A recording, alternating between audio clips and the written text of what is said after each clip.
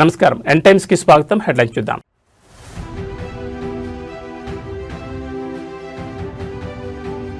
AP పారిశ్రామిక చరిత్రలో సరికొత్త అధ్యాయం. రేపే ఆర్సెలార్ మిత్తల్ ప్లాంట్ కు సీఎం చంద్రబాబు భూమి పూజ.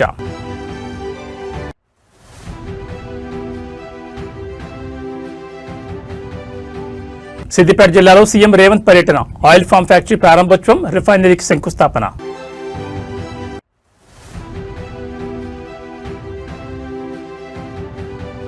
కర్షకులకు గుడ్ న్యూస్. నేడు రైతు భరోసా నిధుల విడుదల.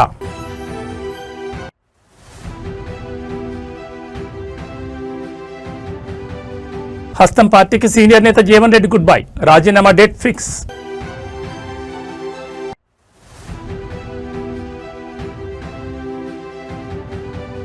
48 గంటల్లో హోర్ముజ్ను తెరవాలి. ఇరాన్కు ట్రంప్ వార్నింగ్. ఇక డీటెయిల్స్ చూస్తే రాష్ట్ర పారిశ్రామిక అభివృద్ధిలో మరో చారిత్రక ఘట్టానికి సమయం ఆసన్నమైంది. ఉక్కు ఉత్పత్తిలో అగ్రగామి సంస్థ Arcelor Mittal Nippon Steel India సంస్థ నెలకొల్పనున్న green field integrated steel plant కు అనకాపల్లి జిల్లా నక్కపల్లి మండలం రాజీపేటలో ముఖ్యమంత్రి చంద్రబాబు రేపు భూమి పూజ చేయనున్నారు. దాదాపు 17.8 మిలియన్ మెట్రిక్ టన్నుల సామర్థ్యంతో 1,35,964 కోట్ల రూపాయల భారీ పెట్టుబడితో ఉక్కు పరిశ్రమ ఏర్పాటు కానుంది. ఈ ప్రాజెక్టు ద్వారా ప్రత్యక్షంగా పరోక్షంగా సుమారు 1,00,000 మందికి ఉద్యోగ ఉపాధి అవకాశాలు లభించనున్నాయి. ఉత్తరాంధ్రకు తలమానికంగా నిలవనున్న Arcelor Mittal Nippon Steel plant India సంస్థ భారీ ఉక్కు పరిశ్రమ ఏర్పాటుకు రంగం సిద్ధమైంది. సీఎం చంద్రబాబు చేతుల మీదుగా సోమవారం భూపూజ జరగనుంది. మొత్తం 5,465 ఎకరాల్లో 2 దశల్లో ఈ ప్రాజెక్టు సాకారం కానుంది. మొదటి దశలో 7.3 మిలియన్ మెట్రిక్ టన్నులు, రెండవ దశలో 10.5 మిలియన్ మెట్రిక్ టన్నుల సామర్థ్యంతో ఉక్కు ఉత్పత్తి చేయనుంది.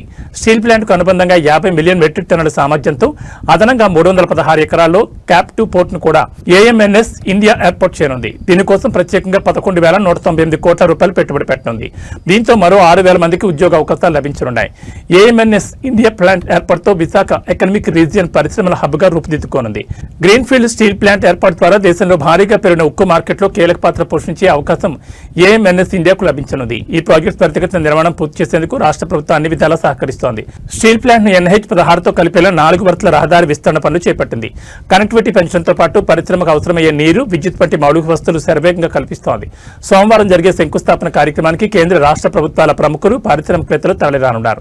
సీఎం చంద్రబాబు, కేంద్ర ఉక్కు భారీ పరిశ్రమల మంత్రి హెచ్డి కుమారస్వామి, కేంద్ర మంత్రి భూపతిరాజు శ్రీనివాస్ వర్మ, ఉప ముఖ్యమంత్రి పవన్ కళ్యాణ్, లోకేష్ ముఖ్య అతిథులుగా హాజరు కానున్నారు.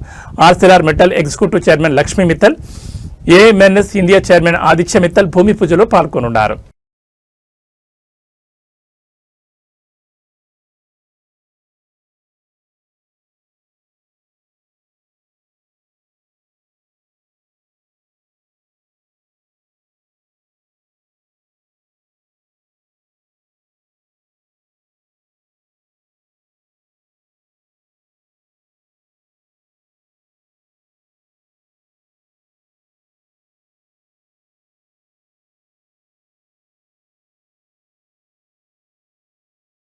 ముఖ్యమంత్రి రేవంత్ రెడ్డి నేడు సిద్దిపేట జిల్లాలో పర్యటించనున్నారు. నంగునూరు మండలం నర్మెట్ట గ్రామానికి చేరుకుంటారు. అక్కడ నిర్వహించనున్న ప్రతిష్టాత్మక రైతు ఉత్సవాల కార్యక్రమంలో ఆయన ప్రధాన అతిథిగా పాల్గొని రైతు భరోసా నిధులను అధికారికంగా విడుదల చేయనున్నారు. తొలి విడతలో భాగంగా సుమారు 70 లక్షల మంది రైతుల ఖాతాల్లోకి నేరుగా నగదు జమ కానుంది. ఈ పర్యటనలో భాగంగా సీఎం రేవంత్ రెడ్డి కేవలం నిధుల విడుదలకే పరిమితం కాకుండా జిల్లా పారిశ్రామిక మరియు వ్యవసాయాభివృద్ధికి సంబంధించి పలు కీలక పనులకు శ్రీకారం చుట్టనున్నారు. నర్మెట్లో నిర్మించిన టీజీ ఆయిల్ ఫామ్ కర్మాగారాన్ని ఆయన ప్రారంభించనున్నారు. దీంతో పాటు ఆయిల్ ఫామ్ రిఫైనరీ యూనిట్ కు శంకుస్థాపన చేయడంతో పాటు జిల్లాలోని ఇతర పెండింగ్ అభివృద్ధి పనులకు కూడా పునాదిరాలు వేయనున్నారు. కార్యక్రమం అనంతరం అక్కడే ఏర్పాటు చేసిన భారీ బహిరంగ సభలో ముఖ్యమంత్రి ప్రసంగించనున్నారు. రైతు సంక్షేమం కోసం ప్రభుత్వం తీసుకుంటున్న చర్యలు, భవిష్యత్ ప్రణాళికలు, జిల్లా అభివృద్ధిపై ఆయన కీలక ప్రకటనలు చేసే అవకాశం ఉంది. సీఎం రేవంత్ పర్యటన సందర్భంగా జిల్లా యంత్రాంగం ఇప్పటికే నర్మెట్లో పటిష్టమైన భద్రతా ఏర్పాట్లు మరియు సభకు వచ్చే రైతుల కోసం మౌలిక వసతులను సిద్ధం చేసింది.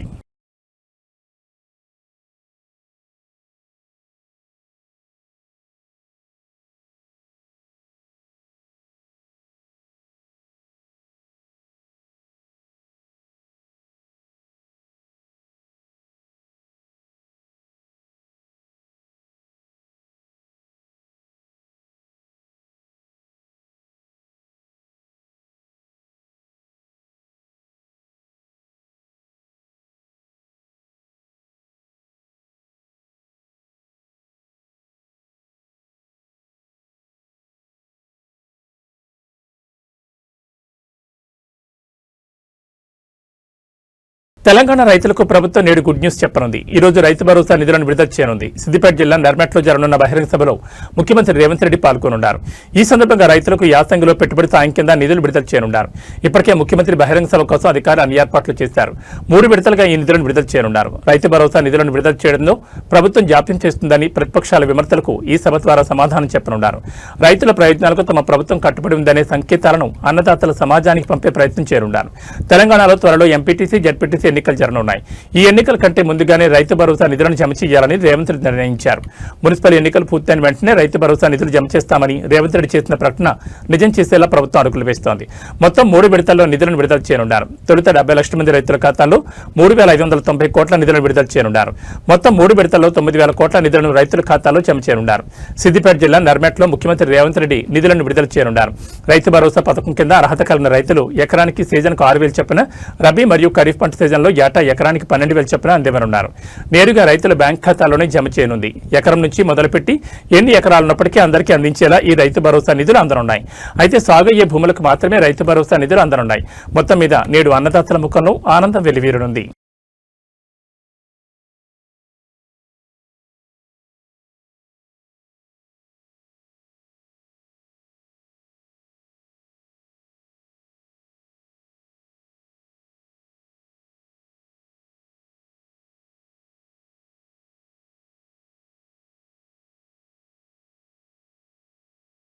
జగిత్యాల రాజకీయం కొన్ని రోజులుగా రాష్ట్ర వ్యాప్తంగా సంచలనం సృష్టిస్తోంది. పార్టీపై అసంతృప్తితో ఉన్న కాంగ్రెస్ సీనియర్ నేత జీవన్ రెడ్డి పార్టీని వీడేందుకు సిద్ధమయ్యారు. రాజీనామా ముహూర్తం ఫిక్స్ చేసుకున్నారట. ఈ నెల 25న అనుచరులతో కలిసి జీవన్ రెడ్డి రాజీనామా చేయనున్నట్టు తెలుస్తోంది. ఇక 27 నుంచి గ్రామాల బాట పట్టనున్నారు. గ్రామాల్లో తిరుగుతూ పార్టీ మార్పుపై ప్రజలను అడిగి అభిప్రాయం తెలుసుకోనున్నారు. తనకు జరిగిన అన్యాయం, పార్టీ ఫిరాయింపులపై ప్రజలకు వివరించాలనే యోచనలో ఆయన ఉన్నారు. ఏప్రిల్ 10 లోపు బీఆర్ఎస్ లో చేరనున్నట్టు తెలుస్తోంది. హైదరాబాద్ కి లేదా ఫామ్ హౌస్ కి రావాలని బీఆర్ఎస్ వర్గాలు కోరినట్లు సమాచారం. జగిత్యాలలో బహిరంగ సభ ఏర్పాటు చేసి తీరతానని, కేసీఆర్ రావాలని జీవన్ చెప్పినట్లు తెలుస్తోంది. మరోవైపు ఇప్పటికే 10 దఫాలుగా జీవన్ రెడ్డిని కాంగ్రెస్ పెద్దలు బుజ్జగించారు. మంత్రులు వచ్చి కూల్చేసే ప్రయత్నం చేసినా ససేమిరా అన్నారు. కరీంనగర్ మంత్రులు శ్రీధర్ బాబు, అడ్లూరు లక్ష్మణ్, డీసీసీ అధ్యక్షుడు చొప్పదండి ఎమ్మెల్యే మేడిపల్లి సత్యం నచ్చజెప్పినా ఫలితం లేకుండా పోయింది.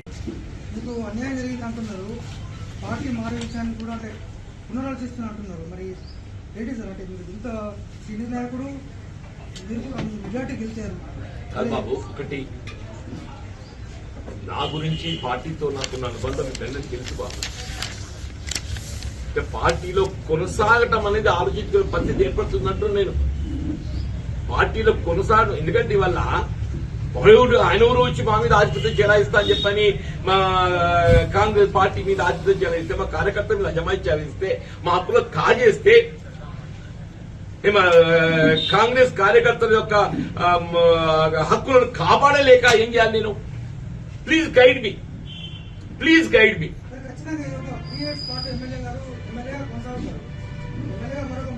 డెఫినెట్లీ అదే అందుకే బాధపడుతున్నా అంటున్నా నేను. ఇప్పుడు ఈ శోభ ఇది ముగింపు కాదు అంటున్నా నేను. ఇట్లా ఈ విధమైన ఈ వేధింపులు ఈ వేధింపులు సహిస్తూ ఎంతగా కొనసాగగలుగుతామా? నాకు నేను ఏదైతుందో, నా మనోవేదన ఏదైతుందో ఎక్స్ప్లెయిన్ చేస్తూ కెన్ ఐ కంటిన్యూ ఈ వేధింపులు భరించగలుగుతానా? ఎంతకాలం భరించగలుగుతా? దీని పరిష్కారం ఏంటి అని నాకు నేను ఊహించలేకపోతున్నాను. నాకు నేను ఊహించుకోలేకపోతున్నా బాబు అంటున్నాను. సైబర్ నేరగాళ్లు సామాన్యులనే కాకుండా ప్రజాప్రతినిధులను కూడా లక్ష్యంగా చేసుకుంటున్నారు. తాజాగా ఏలూరు జిల్లా పోలవరం నియోజకవర్గం జనసేన ఎమ్మెల్యే చిర్రి బాలరాజు సైబర్ మోసానికి గురయ్యారు. గుర్తు తెలియని నేరగాళ్లు ఆయన బ్యాంక్ ఖాతా నుంచి భారీ మొత్తంలో నగదును కాజేశారు. ఈ ఘటనపై ఆయన పోలీసులకు ఫిర్యాదు చేయగా అధికారులు కేసు నమోదు చేసి దర్యాప్తు చేస్తున్నారు.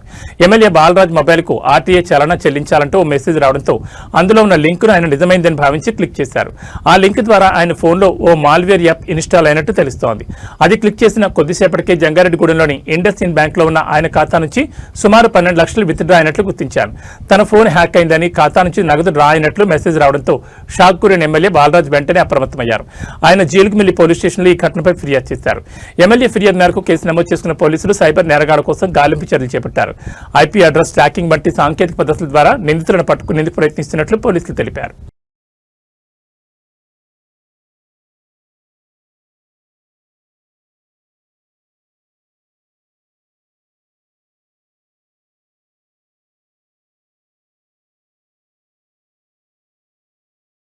విశాఖపట్నంలో గీతం యూనివర్సిటీ వ్యవహారం మరోసారి తీవ్ర చర్చనీయాంశంగా మారింది. కోర్టులో కేసులు నడుస్తున్నప్పటికీ అధికార బలాన్ని అడ్డుపెట్టుకుని గీతం యాజమాన్యం పరితగించిందనే విమర్శలు వెలువెత్తున్నాయి.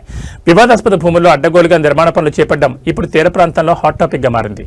గీతం భూములకు సంబంధించి వివాదం ఇంకా న్యాయస్థానం పరిధిలోనే ఉంది. స్టేటస్ కో ఉన్నప్పటికీ అక్కడ భారీ ఎత్తున నిర్మాణ పనులు ప్రారంభించడం సంచలనం రేపుతోంది. గతంలో ప్రభుత్వం అధీనంలో ఉన్నట్లుగా ఏర్పాటు చేసిన బోర్డులను సైతం గీతం యాజమాన్యం పరితగించి తొలగించినట్లు ఆరోపణలు వస్తున్నాయి. సుమారు 55 ఎకరాల ఆక్రమిత భూముల్లో ఈ నిర్మాణాలు జరుగుతున్నట్టు తెలుస్తోంది. గతంలో నిషేధిత జాబితాలో ఉన్న ఈ భూములను ఇటీవల రాష్ట్ర ప్రభుత్వం ఆ జాబితా నుంచి తొలగించడం వెనుక పెద్ద ఎత్తున రాజకీయ ఒత్తిడి ఉందనే వాదనలు వినిపిస్తున్నాయి. దాదాపు 5,000 కోట్ల రూపాయల విలువైన ప్రభుత్వ భూమిని అడ్డదారిలో జీవీఎంసీ ద్వారా క్రమబద్ధీకరించుకునేందుకు పావులు కదుపుతున్నట్లు విపక్షాలు మండిపడుతున్నాయి.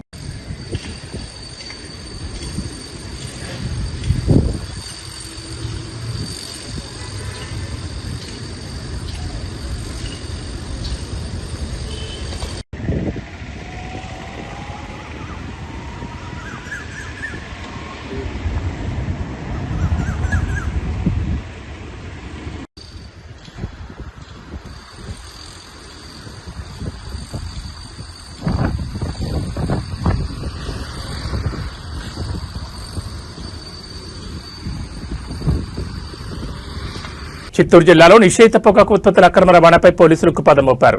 అంతర్రాష్ట్ర సరిహద్దుల గుండా గుట్టుచప్పుడు కాకుండా సాగుతున్న స్మగ్లింగ్ ముఠా ఆట కట్టించారు. ఇరువారం పరిసరాల్లో తనిఖీలు చేపట్టిన పోలీసులు భారీగా కోలిప్స్ పొగాకు ఉత్పత్తులను స్వాధీనం చేసుకున్నారు. చిత్తూరు ఇరువారం మధ్య పోలీసుల వాహన తనిఖీలు నిర్వహిస్తుండగా అనుమానాస్పదంగా వస్తున్న 2 ఇన్నోవా కారులను అడ్డుకున్నారు. ఆ కారులో తనిఖీ చేయగా సుమారు 10 లక్షల రూపాయల విలువైన నిషేధిత పొగాకు ఉత్పత్తులు కోలిప్స్ లభ్యమయ్యాయి. వీటితో పాటు రవాణాకు ఉపయోగిస్తున్న 2 ఇన్నోవా కార్లను పోలీసులు సీజ్ చేశారు. ఈ అక్రమ రవాణాకు పాల్పడుతున్న కర్ణాటకకు చెందిన 3 స్మగ్లర్లను పోలీసులు అదుపులో తీసుకున్నారు. ఇతర రాష్ట్రాల నుంచి ఏపీలోకి ఈ నిషిద్ధ పదార్థాలను సరఫరా చేస్తున్న ముఠా వెనుక ఉన్న సూత్రధారుల కోసం పోలీసులు కూపీలాగుతున్నారు.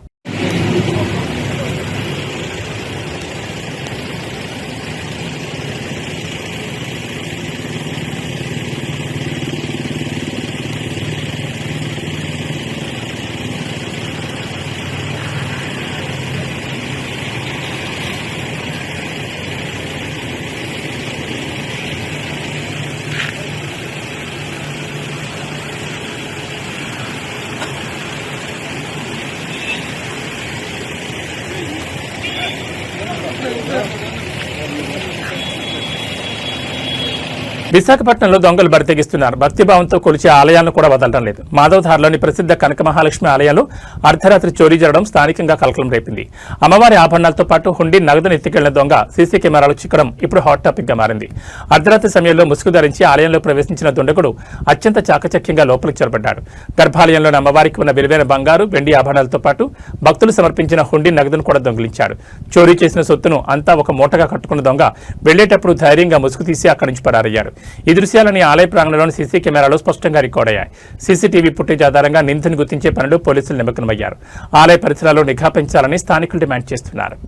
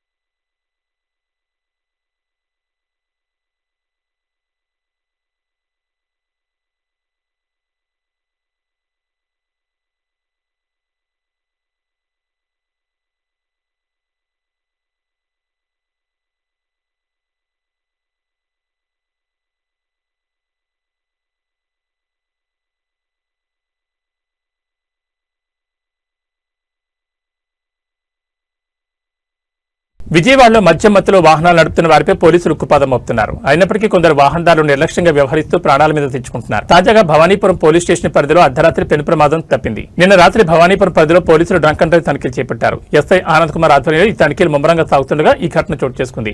మద్యం మత్తులో అతివేగంగా వచ్చిన ఒక టాటా సఫారీ కారు అదుపు తప్పి రోడ్డు మధ్యలో ఉన్న డివైడర్ను బలంగా ఢీకొట్టింది. ప్రమాదానికి గురైన కారు ఉత్తరప్రదేశ్ రిజిస్ట్రేషన్తో ఉన్నట్లు గుర్తించారు.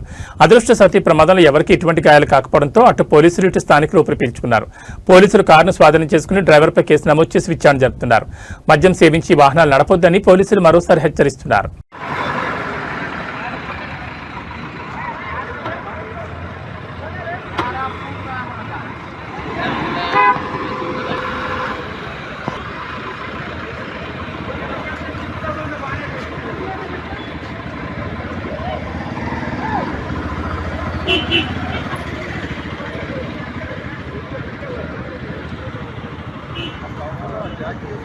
మీ వాహనంపై ట్రాఫిక్ చలాన్లు ఉన్నాయా? తర్వాత చూద్దాంలే. ప్రభుత్వం ఎప్పుడైనా డిస్కౌంట్ ఆఫర్లు ప్రకటించడం కట్టుకోవచ్చని లైట్ తీసుకుంటున్నారా? అయితే మీరు భారీ చిక్కుల్లో పడబోతున్నారు. ఏప్రిల్ 1, 2026 నుంచి ట్రాఫిక్ నిబంధనలు అస్సలు ఊహించని విధంగా కఠినం కాబోతున్నాయి. ఇకపై చలాన్లు కట్టకుండా తప్పించుకోవడం కుదరదు సరికదా. మీ డ్రైవింగ్ లైసెన్స్, వాహన రిజిస్ట్రేషన్ కూడా రద్దయ్యే ప్రమాదం ఉంది. తెలంగాణ వ్యాప్తంగా ఈ కొత్త రూల్స్ ని పక్కాగా అమలు చేసేందుకు ప్రభుత్వం సర్వం సిద్ధం చేసింది. కేంద్ర మోటార్ వెహికల్ నిబంధనలకు అనుగుణంగా తెలంగాణ ప్రభుత్వం ట్రాఫిక్ నిబంధనలను భారీగా సవరించింది. కొత్త రూల్స్ ప్రకారం ఒక వాహనంపై ఏడాదికి 5 కంటే ఎక్కువ చలాన్లు ఉండి వాటిని నిర్ణీత సమయంలో చెల్లించకపోతే ఆ వాహన యజమాని డ్రైవింగ్ లైసెన్స్ తో పాటు వాహన రిజిస్ట్రేషన్ సర్టిఫికెట్ కూడా ఫ్రీజ్ అయిపోతుంది. అంటే చట్టపరంగా ఆ వాహనం రోడ్డుపై తిరగడానికి అనర్హమైనదిగా పరిగణించబడుతుంది. ఒకవేళ లైసెన్స్ ఫ్రీజ్ అయిన తర్వాత కూడా వాహనాన్ని రోడ్డుపైకి తీసుకొస్తే పోలీసులు దాన్ని వెంటనే సీజ్ చేస్తారు. ఇకపై చలాన్ పడిన తర్వాత దాన్ని చెల్లించడానికి గరిష్టంగా 45 రోజుల సమయం మాత్రమే ఉంటుంది. ఈ గడువు ముగిసినా ఫైన్ పే చేయని పక్షంలో ఆ వాహనంపై అధికారులు చర్యలు ప్రారంభిస్తారు. వాహనాన్ని రోడ్డు మీద నడపకపోయినా ఇంట్లో పెట్టుకున్నా సరే డేటాబేస్లో అది బ్లాక్ లిస్టులోకి వెళ్ళిపోతుంది. దీనివల్ల భవిష్యత్తులో వాహనాన్ని అమ్మాలన్నా లేదా ఇన్సూరెన్స్ రెన్యువల్ చేయాలన్నా సాధ్యపడదు. ప్రభుత్వం గతంలో ఇచ్చినట్లుగా చలాన్లపై భారీ డిస్కౌంట్లు ఇచ్చే ప్రసక్తే లేదని ముఖ్యమంత్రి రేవంత్ రెడ్డి ఇప్పటికే స్పష్టం చేశారు. కొన్నిసార్లు టెక్నికల్ సమస్యల వల్ల లేదా కెమెరా తప్పుగా రీడ్ చేయడం వల్ల ఒకరి చలాన్ మరొకరికి పడుతుంది. ఇలాంటి తప్పులను సరిదిద్దడానికి ప్రభుత్వం గ్రీవెన్స్ రెడ్రెసల్ అథారిటీని ఏర్పాటు చేయబోతోంది. చలాన్ పడిన వెంటనే మీ అభ్యంతరాలను ఇక్కడ వ్యక్తం చేయొచ్చు. ఒకవేళ అది నిజంగానే పొరపాటును తెలిస్తే నిర్ణీత సమయంలోపు ఆ చలాన్ను రద్దు చేస్తారు. దీనికోసం ప్రభుత్వం త్వరలోనే ప్రత్యేక నోటిఫికేషన్ విడుదల చేయనుంది. వాహనదారులు ఇకపై చాలా జాగ్రత్తగా ఉండాలి. ట్రాఫిక్ పోలీసులు నేరుగా ఆపకపోయినా సీసీ కెమెరాల ద్వారా చలాన్లు ఆటోమేటిక్గా జనరేట్ అవుతున్నాయి. కాబట్టి మీకు మెసేజ్ రాకపోయినా సరే కనీసం నెలకోసారి ఆన్లైన్లో మీ వెహికల్ నంబర్తో చలాన్లు ఏమైనా ఉన్నాయేమో చెక్ చేసుకోవడం మంచిది. హెల్మెట్ ధరించడం, సీట్ బెల్ట్ పెట్టుకోవడం, సిగ్నల్ జంప్ చేయకపోవడం వంటి ప్రాథమిక నియమాలు పాటిస్తే ఈ కఠిన నిబంధనల నుంచి తప్పించుకోవచ్చు. లేదంటే మాత్రం మీ వాహనం పోలీస్ స్టేషన్ మెట్లు ఎక్కడం ఖాయం.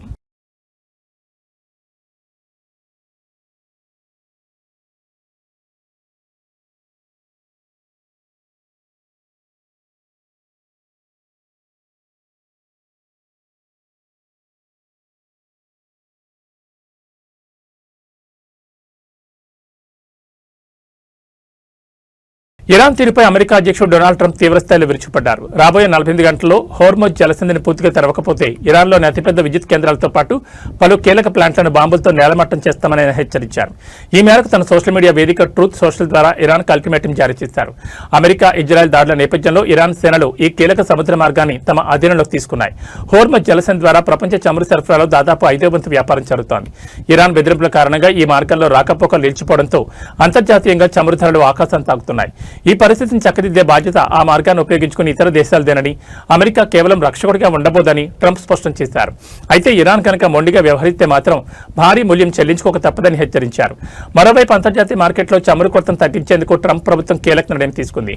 గత శుక్రవారం నాటికి నౌకల్లో లోడ్ చేసిన ఇరాన్ చమురుపై ఆంక్షలను తాత్కాలికంగా తొలగిస్తున్నట్లు ప్రకటించింది.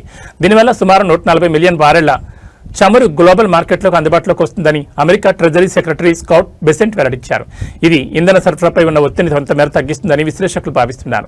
ఇరాన్ మరియు ఇజ్రాయెల్ మధ్య జరుగుతున్న ఈ పోరు ఇప్పుడు కొత్త మలుపు తిరిగింది. ఇరాన్ దళాలు తొలిసారిగా సుదూర లక్ష్యాలను ఛేదించే లాంగ్ రేంజ్ క్షిపణులను ప్రయోగించినట్లు ఇజ్రాయెల్ అధికారులు ఆరోపిస్తున్నారు. దీనివల్ల యుద్ధం కేవలం మధ్యప్రాచ్యానికే పరిమితం కాకుండా ఇతర ప్రాంతాలకు కూడా వ్యాపించే ప్రమాదం ఉందని అంతర్జాతీయ సమాజం ఆందోళన వ్యక్తం చేస్తోంది.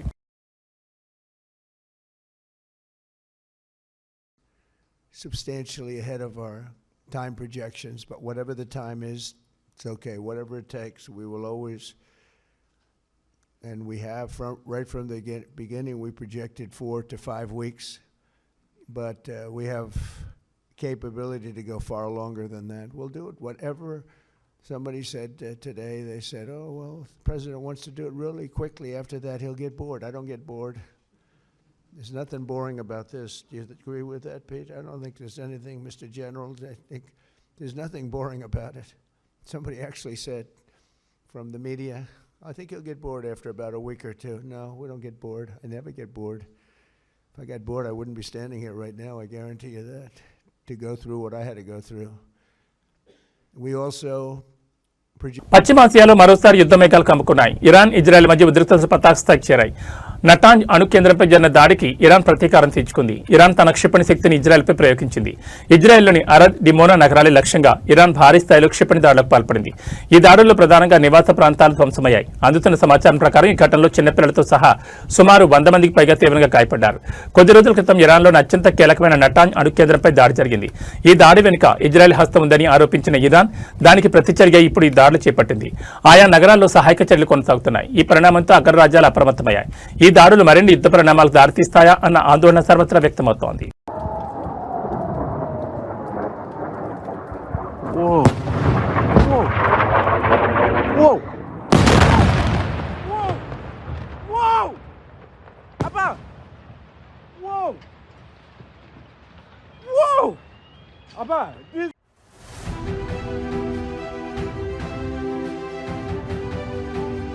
ఏపీ పారిశ్రామిక చరిత్రలో సరికొత్త అధ్యాయం. రేపే ఆర్సెలార్ మిత్తల్ ప్లాంట్కు సీఎం చంద్రబాబు భూమి పూజ.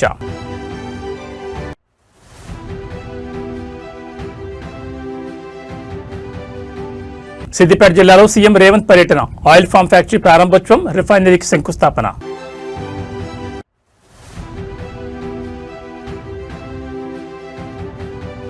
కర్షకులకు గుడ్ న్యూస్. నేడు రైతు భరోసా నిధుల విడుదల.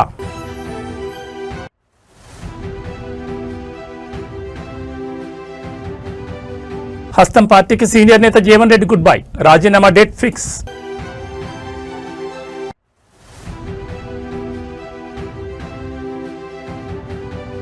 48 గంటల్లో హోర్ముజ్ను తెరవాలి. ఇరాన్కు ట్రంప్ వార్నింగ్. ఇవి బులెటిన్ విశేషాలు. నమస్కారం.